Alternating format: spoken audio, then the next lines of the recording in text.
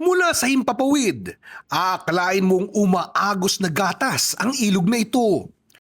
Pero sa malapitan, kumukulo-kulo, umuusok at mahapdi sa pangamoy sa animoy bukal sa kagubatan ng Barangay Balabagon sa Manito, Albay.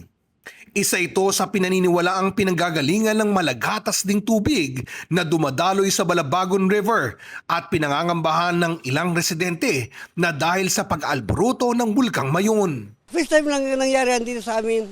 O, dahil nga ba ako sa mga ko dito, mga constituent ko, baka mahima ako sa kalusugan nila, mahirap na. Pero sabi ng FIVOX, hindi ito dulot ng Mayon. And meron po tayong inactive na volcano, yung Dol Hill, tinatawag. Patay na po na bulkan yan, pero may residual heat pa po yan sa ilalim, mainit pa po yan. And in fact po, may plans po to utilize the area for geothermal power. At kayaan nila ito nagkukulay gatas. Na sinasabi ng mga witnesses, amoy asupre daw po. So it's likely meron po siyang may halong na minerals na related sa sulfur. Kaya nabubuti at amoy asupre. Samantala, sa kuwang ito ng mga pulis sa may barangay na Gotgot, Sitio Inang Maharang, makikitang mas malawak ang mga bukal at mas matindi ang pagkulo ng tubig.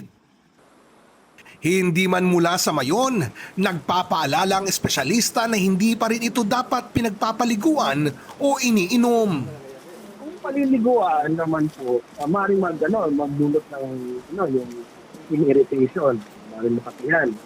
Kung tutuusin, kilo-kilometrong lakaran at masukal na lugar ang daraanan para lang marating ang sinasabing maliit na bukal.